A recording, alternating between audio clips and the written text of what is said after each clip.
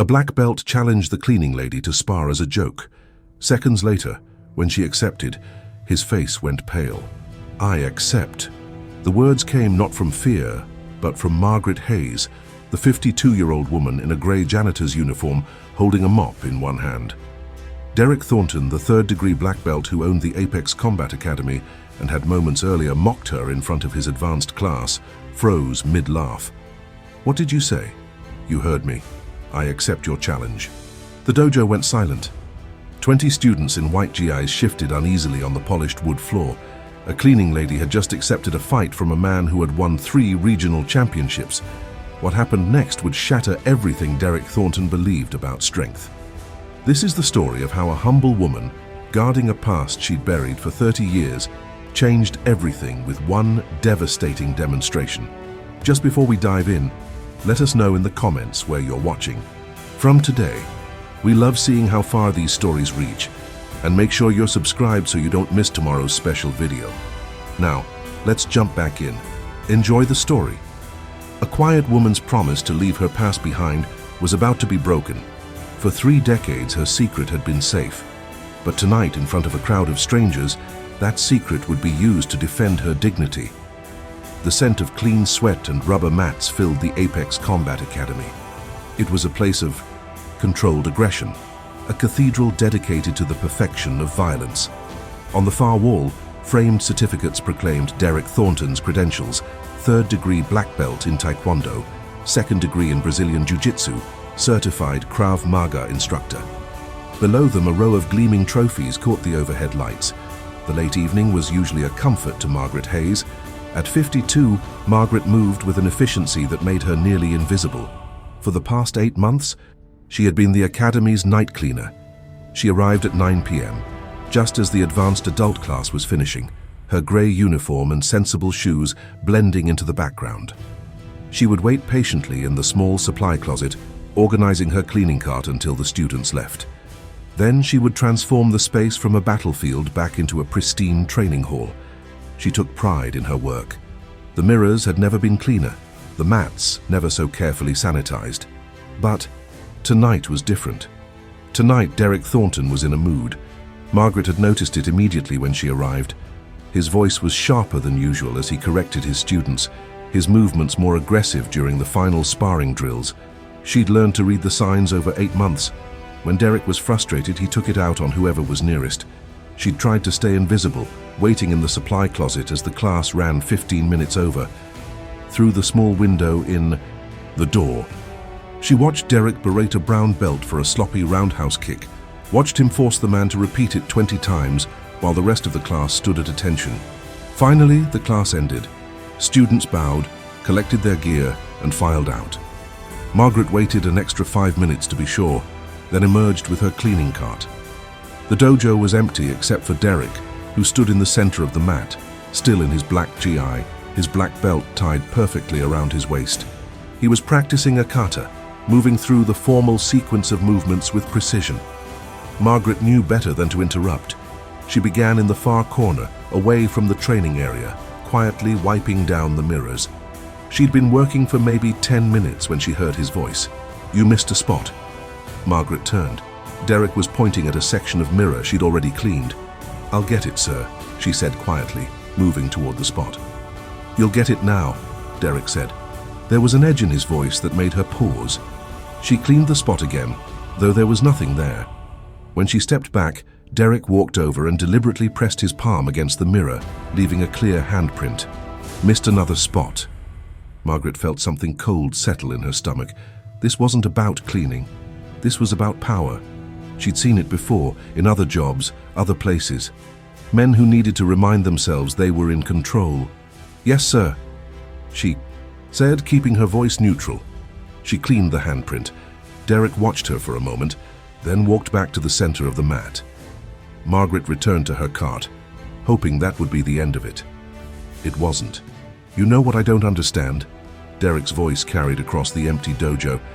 "I don't understand how someone can work in a place like this for 8 months and not absorb anything, not pick up even the basics." Margaret didn't respond. She continued cleaning, moving. "To the next mirror." "I mean, you're here every night. You watch the classes. You see real martial artists training, and yet you're still just... He paused, searching for the word. Ordinary. The word hung in the air like a challenge. Margaret's hands tightened on her cleaning cloth, but she kept her voice steady. I'm just here to clean, sir. Just here to clean, Derek repeated, his tone mocking. That's the problem with people like you. No ambition, no drive, content to just push a mop around while real warriors train. Margaret felt her jaw tighten, but she said nothing. She dealt with worse than this. She could handle a man with an inflated ego. Tell you what, Derek said, and there was something dangerous in his voice now. Why don't you step on the mat? I'll teach you something, one free lesson, consider it a bonus. No, thank you, sir. I insist. Derek's smile didn't reach his eyes. Come on, just one technique, unless you're scared. Margaret turned to face him fully now. I'm not scared, I'm working. Your work can wait, this will only take a minute. Derek gestured to the mat. Come on, show me you're not completely hopeless. Every instinct Margaret had developed over 30 years of reading dangerous situations told her to refuse, to de-escalate, to leave. But something else stirred inside her, something she'd kept buried for 3 decades. I don't think that's a good idea, she said carefully. Why? Because you might break a nail. Derek laughed. I promise I'll go easy on you, just a simple demonstration, unless the cleaning lady is too weak to even try. The word weak landed like a slap.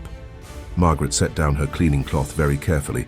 She looked at Derek Thornton, really looked at him, seeing past the black belt and the trophies to the insecure man underneath. She saw someone who needed to feel powerful by making others feel small. She saw someone who had never faced a real threat in his life, and she made a decision that would change everything. I accept. The words were quiet, but they carried across the empty dojo like a gunshot. Derek's smile faltered for just a second. What? You challenged me to spar. I accept. Derek's expression shifted from surprise to amusement. You're serious? Completely. Lady, I don't think you understand what you're agreeing to. I'm a 3rd-degree black belt. I've been training for 20 years. I've won tournaments. You're a cleaning lady who's probably never thrown a punch in her life. Then you have nothing to worry about, Margaret said calmly. Derek stared at her, trying to figure out if she was mocking him. When he saw only calm acceptance in her face, his amusement turned to something uglier. Fine, your funeral, but when you get hurt, don't say I didn't warn you. Margaret walked to the edge of the mat. She removed her shoes, placing them neatly to the side. Then she stepped onto the tatami in her grey uniform and white socks. Derek was already in the center, bouncing slightly on the balls of his feet, loosening his shoulders. We'll keep it simple. Light contact sparring. First clean hit wins, understand? I understand. Bow. They bowed to each other. Derek's bow was perfunctory, dismissive. Margaret's bow was deep and formal, the bow of someone who had been taught that respect was the foundation of all martial arts. Derek noticed and his smile widened. Where'd you learn to bow like that, YouTube? Margaret didn't answer. She simply stood in a natural stance, hands at her sides, weight evenly distributed. Derek circled to his right, hands up in a fighting stance.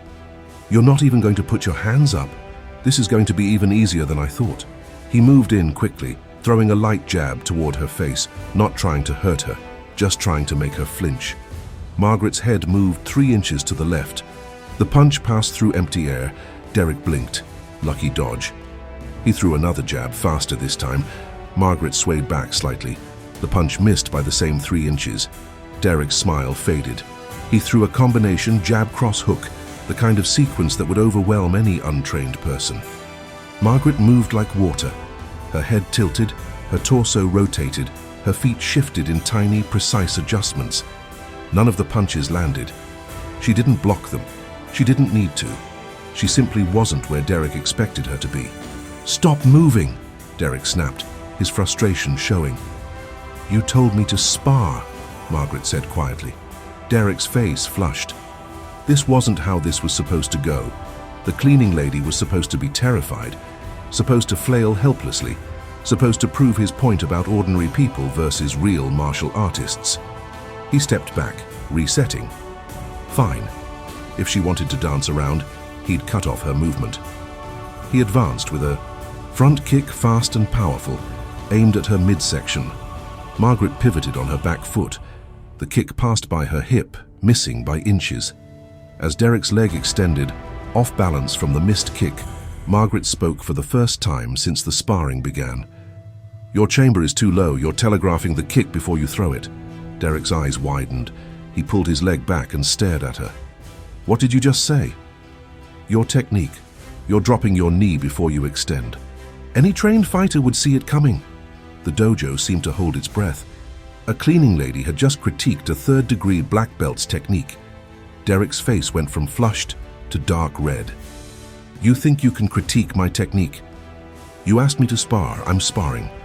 Fine, let's see how you handle this." Derek moved in seriously now. No more playing around. He threw a fast combination, jab, cross, hook, roundhouse kick, the kind of sequence he used in tournaments. Real speed, real power. Margaret evaded the punches with the same minimal movement, but when the roundhouse kick came, she did something different. She stepped inside it, closing the distance so the kick had no power, and her hand came up in a gentle but firm check against Derek's supporting leg. Derek stumbled, his balance completely disrupted. He caught himself before falling, but barely. "What the hell was that?" he demanded. "You're overcommitting on your kicks. You're putting all your weight forward. It makes you vulnerable to counters." Derek stared at her, breathing hard now, not from exertion, but from anger and confusion. This wasn't possible. This woman, this cleaning lady, was moving like someone with years of training, decades of training. "Who are you?" he asked. "I'm the cleaning lady," Margaret said simply. "Bullshit. Nobody moves like that without training. Where did you train?" "It doesn't matter. It matters to me. Tell me where you trained." Margaret was quiet for a long moment. Then she said, "A long time ago, in a place very far from here, I made a promise to leave that part of my life behind. I've kept that promise for 30 years. I'd like to keep it a little longer. Not good enough. You don't get to come into my dojo, make me look like a fool, and then hide behind some mysterious past." "You challenged me," Margaret reminded him. "I tried to decline." Derek's hands clenched into fists. His ego, already bruised, couldn't handle this. He'd been humiliated by a woman in a janitor's uniform, and every second she stood there calmly, not even breathing hard, made it worse. "One more round?" he said. "For real this time. No more light contact, actual sparring." "I don't think that's wise." "I don't care what you think. You wanted to spar, we're sparring. Unless you want to admit you got lucky and apologize." Margaret looked at him sadly. She recognized the look in his eyes. Pride backed into a corner, ego demanding satisfaction. She'd seen it before in other men, in other places. It never ended well. "I won't apologize for defending myself," she said quietly. "Then we continue." They reset. This time, Derek didn't circle. He came straight in, throwing everything he had. Punches, kicks, elbows, knees. A full assault, the kind he'd use against an opponent his own size and skill level. Margaret moved through the storm like smoke. Every strike missed. Not by much, just enough. She didn't counter, didn't attack. She simply evaded, her movements so economical they seemed effortless. Derek was breathing hard now, sweat dripping down his face. His GI was soaked. He'd been attacking for 30 seconds straight and hadn't landed a single hit. "Stop running," he shouted. "I'm not running, I'm here." Derek threw a wild haymaker, all his frustration and anger behind it. It was sloppy, desperate, the kind of punch he would have mocked if one of his students had thrown it. Margaret moved inside it. Her left hand came up and gently redirected Derek's arm past her shoulder. At the same instant, her right hand moved. It wasn't a punch. It wasn't a strike. It was a push, open-palmed, placed precisely against Derek's sternum. The push looked gentle. It wasn't. Derek's feet left the mat. He flew backward 3 feet and landed hard on his back, the impact driving the air from his lungs. He lay there, gasping, staring up at the fluorescent lights, trying to understand what had just happened. Margaret stood where she'd been, hands still extended, looking down at him with something like pity. "Does anyone else want a lesson?" she asked the empty dojo.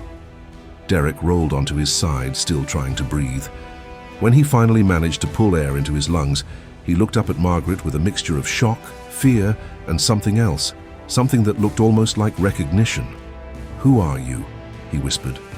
Margaret walked to the edge of the mat, stepped off and put her shoes back on. She returned to her cleaning cart and picked up her cloth. "I'm the cleaning lady," she said, "and I'd appreciate it if you'd let me finish my work." She turned her back on him and resumed cleaning the mirrors. Derek lay on the mat for another minute, then slowly got to his feet. His legs were shaky. His pride was shattered. He stared at Margaret's back, watching her clean as if nothing had happened, and felt something he hadn't felt in years: fear. He left without another word, grabbing his gym bag and walking out into the night. The door closed behind him with a soft click. Margaret continued cleaning. Her hands were steady, but inside her heart was racing. She'd broken her promise.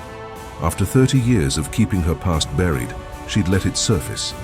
And she knew with absolute certainty that there would be consequences. She remembered a hot afternoon in Coronado, California, when she was 23 years old. She'd been Petty Officer Margaret Hayes then, 3 years into her Navy career, standing in front of a nondescript building with 40 other sailors. An instructor with a weathered face and cold eyes had looked them over like they were livestock. "Most of you won't make it through the first week," he'd said. "The ones who do will wish they hadn't. We're going to break you down to nothing and build you back up into something useful, something dangerous. If you're smart, you'll quit now." Nobody quit. Not that day. By the end of the first week, 15 were gone. By the end of the first month, only 12 remained. Margaret was one of them. The training had been brutal in ways that still haunted her dreams sometimes. They'd learned to fight in every environment, with every weapon and with no weapons at all. They'd learned to kill quickly and efficiently. They'd learned to survive situations that would break ordinary people. Margaret had excelled. She'd been small, which the instructors initially saw as a weakness, but she'd turned it into an advantage. She was faster than the men, more flexible, and she had something to prove. By the time she graduated, she was one of the top performers in her class. She'd served for 12 years. She'd been deployed to places whose names were still classified. She'd done things she would never speak about, not even to herself, in the quiet hours of the night. And then, on her last deployment, something had happened. Something that made her realize she couldn't do it anymore. She'd come home, finished her service, and made a promise to herself. She would never use those skills again. She would be ordinary. She would be invisible. She would be safe. For 30 years, she'd kept that promise until tonight. Margaret finished cleaning the mirrors and moved on to the mats, wiping them down with disinfectant. Her movements were automatic, her mind elsewhere. She wondered if Derek would tell anyone. She wondered if he'd recognized what he'd seen. She wondered if her quiet life was about to end. The next morning, Margaret woke in her small apartment and went through her usual routine. Coffee, toast, a quick scan of the news. She had 3 cleaning jobs: the dojo at night, an office building in the morning, and a small medical clinic in the afternoon. It was enough to pay her bills and save a little. It was a simple life, and she'd been content with it. She was halfway through her morning job, vacuuming the hallway of the office building, when her phone rang. The number was unfamiliar. "Hello? Is this Margaret Hayes?" A woman's voice, professional. "Yes. This is Sandra from Apex Combat Academy. I'm calling to inform you that your services are no longer needed. Your final paycheck will be mailed to you." Margaret's hand tightened on the phone. "May I ask why?" "Mr. Thornton felt it was time to make a change. That's all I can tell you. Thank you for your service." The line went dead. Margaret stood in the empty hallway, phone still pressed to her ear, feeling the first crack in the life she'd built. It was just the beginning. Over the next week, Margaret lost 2 more jobs. The office building let her go with a vague explanation about restructuring. The medical clinic simply stopped returning her calls. By Friday, she had no income. She tried to find new work, but something strange was happening. Every place she applied would seem interested at first, then suddenly change their mind. One manager actually looked uncomfortable when he told her they'd decided to go with another candidate. "Can I ask what changed?" Margaret asked. The manager hesitated. "Look, I probably shouldn't say this, but someone called with a reference check. They said some concerning things about your reliability and professionalism. I can't hire someone with that kind of feedback." "Who called?" "I can't tell you that, I'm sorry." Margaret left the office feeling cold. Someone was sabotaging her, and she had a very good idea who. That evening, she went to the Apex Combat Academy. She waited across the street until she saw Derek leave, then followed him at a distance. He went to a coffee shop, sat at an outdoor table, and made a phone call. Margaret was too far away to hear what he said, but she saw him laugh, saw the satisfied look on his face. He was destroying her life, one phone call at a time. Margaret walked home slowly, her mind working through the problem.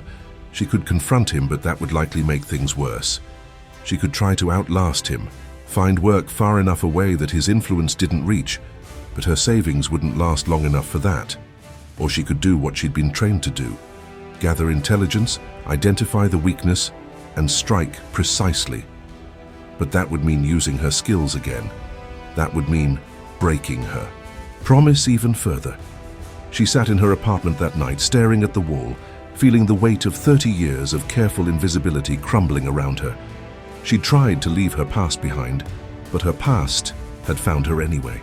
The next morning, Margaret made a decision. She would fight back, but not with violence. She would fight with the truth. She started by documenting everything. Every job she'd lost, every strange phone call, every closed door. She created a timeline. Noting the pattern, all of it started the night she'd sparred with Derek. Then she did something she hadn't done in years. She reached out to her old network. The call was answered on the second ring. "Hayes, is that really you?" "Hello, Commander." "I'll be damned. It's been, what, 15 years? I heard you'd gone completely off the grid." I have. But I need a favor." "Name it." "I need you to verify my service record. Not the classified parts, just the basics.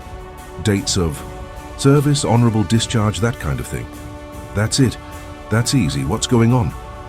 Margaret explained the situation, leaving out the details of the sparring match. When she finished, the commander was quiet for a moment. "So this guy is harassing you because you embarrassed him?" "Yes." "And you want to prove you're not just some random cleaning lady?" "I want to prove I have a history that deserves respect." "Margaret, you have more than a history. You have a legend. Half the people in our community still tell stories about you. You know that, right? I left that behind. You can't leave behind what you are. You can only choose not to use it. But if this guy is coming after you, maybe it's time to remind him who he's dealing with. I don't want to hurt him. I'm not talking about hurting him, I'm talking about the truth. Let me make some calls." The commander hung up and Margaret sat back, feeling something she hadn't felt in a long time. Hope. 2 days later, Margaret received an email. It contained her service record, properly redacted but clearly showing 12 years of active duty, multiple commendations, and an honorable discharge. It also contained a letter of recommendation from the commander, carefully worded to indicate Margaret's background, without revealing classified information. It was enough. Margaret created a simple document outlining what had happened. Derek's challenge, her acceptance, his subsequent harassment campaign. She included the timeline of her lost jobs, the suspicious phone calls, and her service record.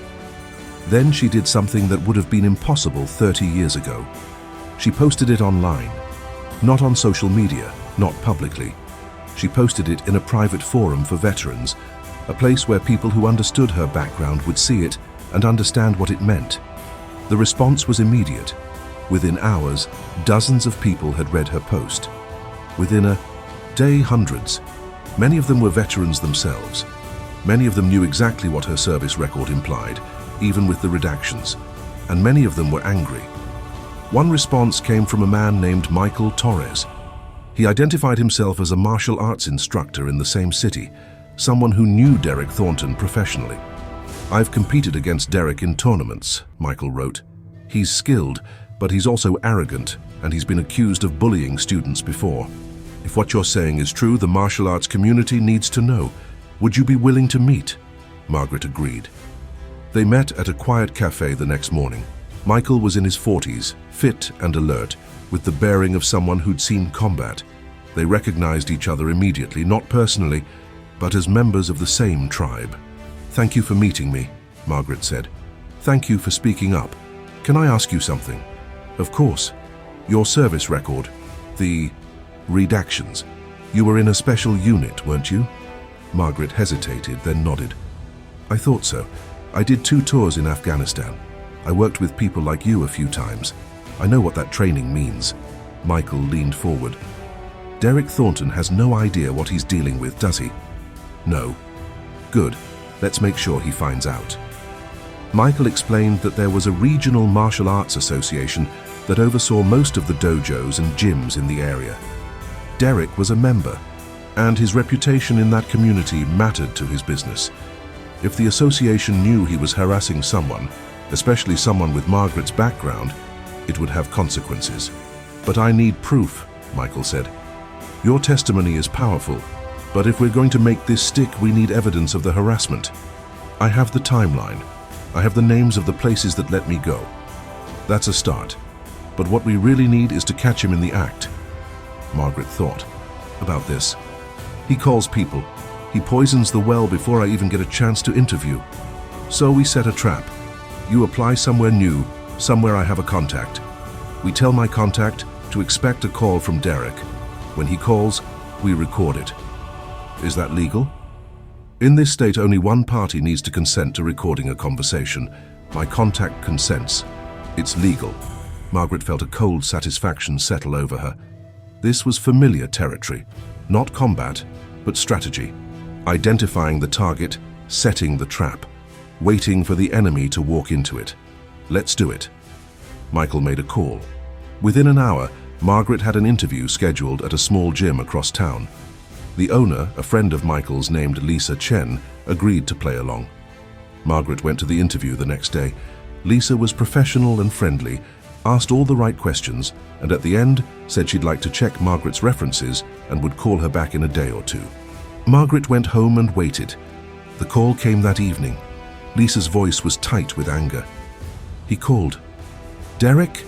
"Yes." He said he was a former employer.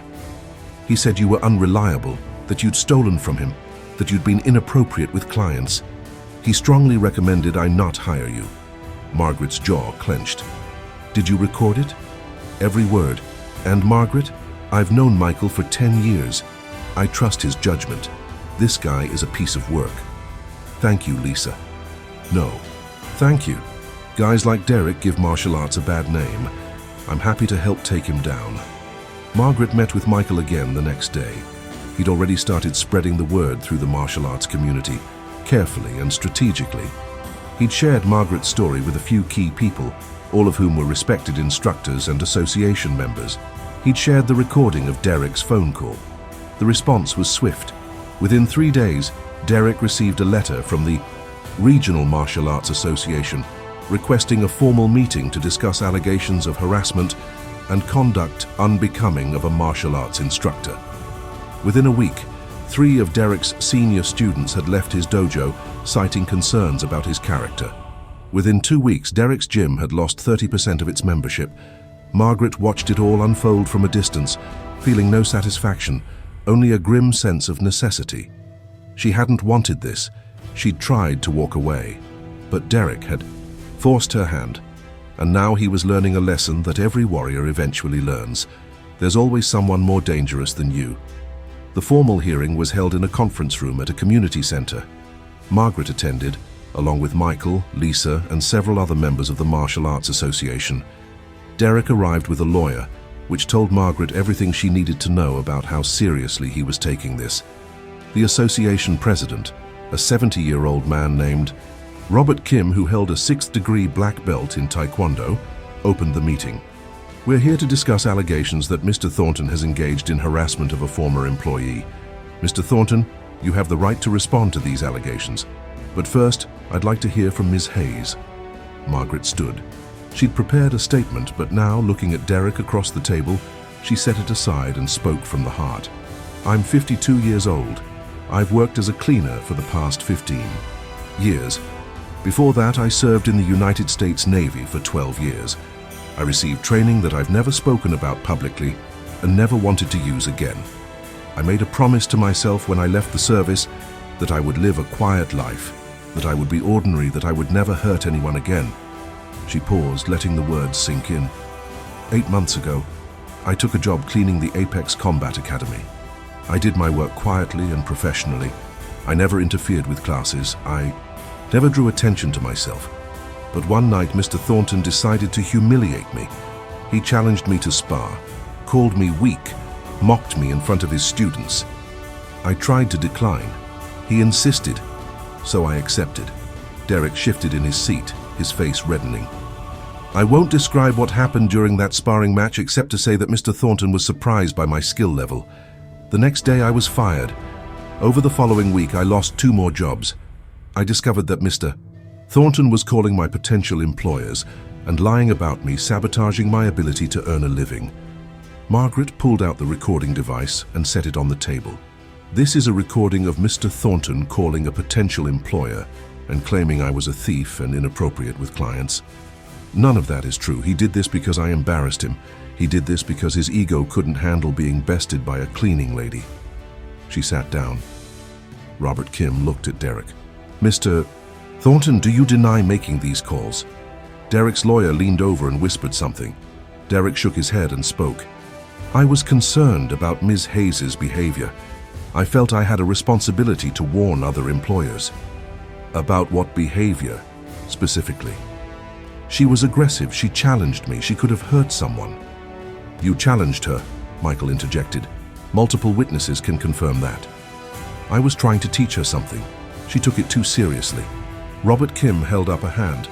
Let me make sure I understand.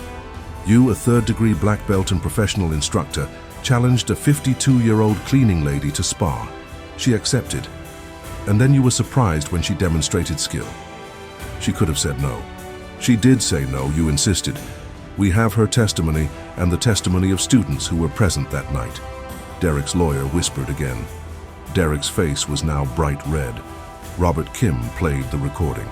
Derek's voice filled the room, confident and malicious, describing Margaret as unreliable and dishonest. When it finished, the room was silent. Mr. Thornton, Robert Kim said quietly, martial arts are built on a foundation of respect, discipline, and honor. You have demonstrated none of these qualities. You bullied someone you perceived as weaker. When that person defended themselves, you retaliated by trying to destroy their livelihood. This is not the behavior of a martial artist. This is the behavior of a coward. Derek stood up abruptly. You don't know what you're talking about. That woman humiliated me. She defended herself. That's what we teach people to do, isn't it? Or do you only believe in self-defense when you're the one doing the defending? Derek had no answer. Robert Kim looked around the table at the other association members. I move that we suspend Mr. Thornton's membership in this association pending a full investigation. All in favor? Every hand went up. The motion passes. Mr. Thornton, you are suspended from this association. You may not represent yourself as an association member, and you may not participate in any association-sanctioned events. We will conduct a full investigation, and depending on the findings, this suspension may become permanent. Derek's lawyer stood. My client will be appealing this decision. That is his right. This meeting is adjourned. Derek left quickly, his lawyer following. Margaret sat very still, feeling the weight of what had just happened. She'd won. Derek's reputation was damaged, possibly beyond repair. Her own reputation was restored, but she felt no triumph, only exhaustion. Michael walked her out to the parking lot. You okay? I don't know. I didn't want any of this. I know, but you did the right thing.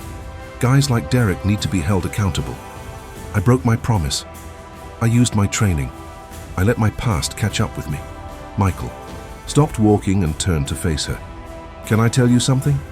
I've been teaching martial arts for 20 years. I've had hundreds of students. And the most important lesson I try to teach them isn't how to punch or kick. It's when to punch or kick. It's knowing the difference between violence and self-defense. He gestured back toward the building. What you did in that dojo wasn't violence, it was self-defense. What you did in that meeting wasn't revenge, it was justice. You didn't break your promise, you honored it. You protected yourself without hurting anyone. That's the highest form of martial arts. Margaret felt something loosen in her chest. Thank you. Thank you. You reminded me why I got into this in the first place, to help people stand up for themselves. They shook hands and Margaret drove home. That night she slept better than she had in weeks. The next morning she received 3 phone calls. The office building wanted to rehire her. The medical clinic apologized for the miscommunication and offered her more hours. And a new gym across town, one she'd never applied to, called to offer her a position. We heard about what happened with Derek Thornton, the owner said. We heard about your background. We'd be honored to have you on our staff, and if you'd ever be interested in teaching a self-defense class, we'd love to talk about that too. Margaret thanked him and said she'd think about it. Over the following weeks, life slowly returned to normal. Margaret went back to her cleaning jobs. Derek's gym continued to lose students, and eventually she heard through Michael that Derek had sold the business and left town. She didn't know where he went, and she didn't care. One evening, about a month after the hearing, Margaret was cleaning the new gym when the owner, a kind man named James, approached her. Margaret, can I ask you something? Of course. Would you consider teaching a class just once a week? Self-defense for women. I've had a lot of requests since word got out about your background. Margaret's first instinct was to refuse, but then she thought about all the women who might benefit from learning what she knew. Not the lethal techniques, not the classified training, but the basics. How to stand, how to move, how to defend themselves. I'll think about it, she said. That night, Margaret sat in her apartment and thought about her promise. She'd sworn to leave her past behind, to never use her skills again. But maybe that promise had been too broad. Maybe there was a difference between using her skills to hurt and using them to help. She thought about the young Margaret, standing in Coronado, learning to be dangerous. She thought about all the years of service, all the things she'd done that she couldn't speak about. She thought about the promise she'd made to herself when she left. And she realized that the promise hadn't been about never using her skills. It had been about never using them for the wrong reasons.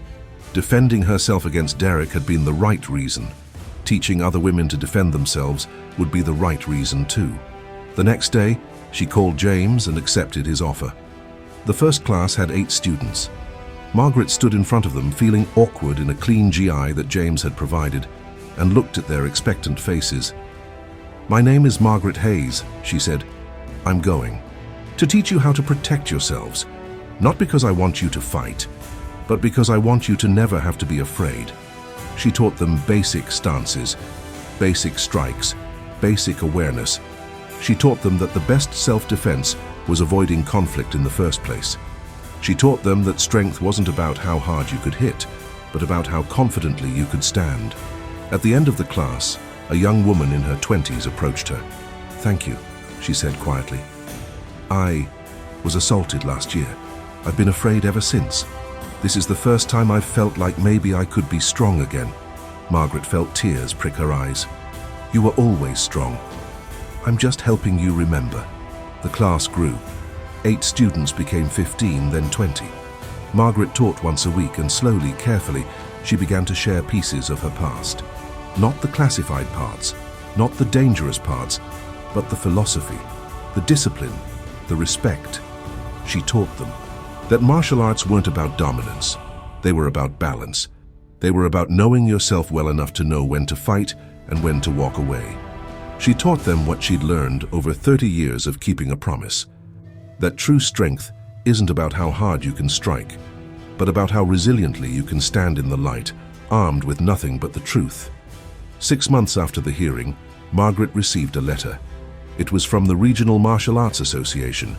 They'd completed their investigation of Derek Thornton and found multiple instances of bullying, harassment, and conduct unbecoming of an instructor.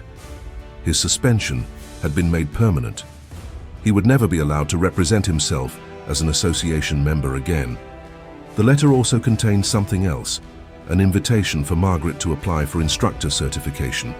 "We believe you have much to offer the martial arts community," Robert Kim had written. "Your service to our country and your conduct during this difficult situation demonstrate the qualities we value most: honor, discipline, and respect. We would be proud to count you among our certified instructors." Margaret set the letter down and looked around her small apartment. It was the same apartment she'd lived in for years, the same quiet life she'd built.